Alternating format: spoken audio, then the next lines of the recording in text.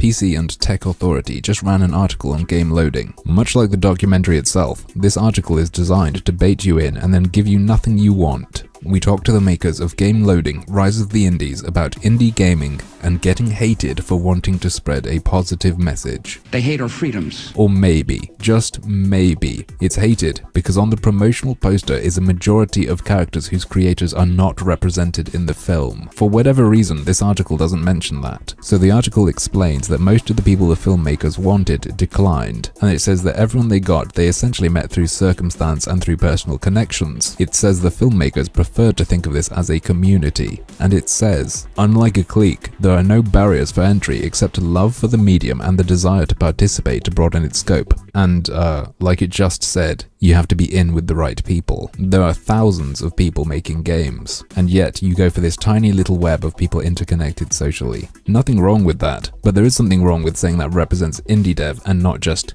your friends. In the film's perspective, gaming excites people from diverse backgrounds. It says wherever you're from, whatever you know, video games will let you express the range of your imagination. How does it show that if most of the people are from one social network? That's one background. How many people featured do not speak fluent English? I mean, I'm not saying it's a problem if you don't have many people who don't speak fluent English, but that shows there's some kind of restriction on who can get this attention as an indie dev, doesn't it? While their statement may be true that anyone can engage with games, is it true that the film shows that? Francois and Brady watched their laptop, the film went up online, and the torrent of abuse began.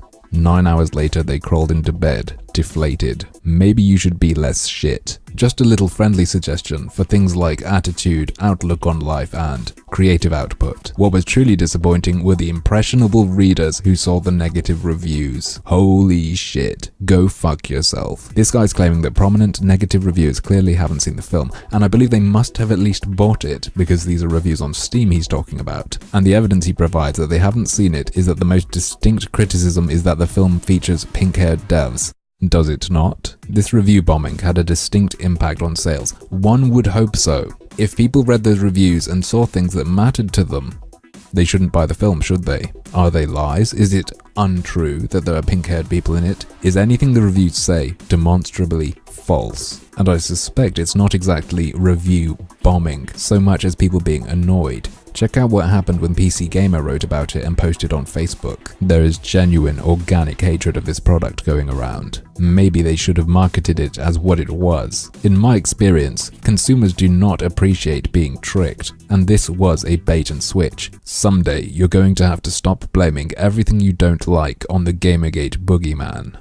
But, as usual, that's just another one of my harmful opinions.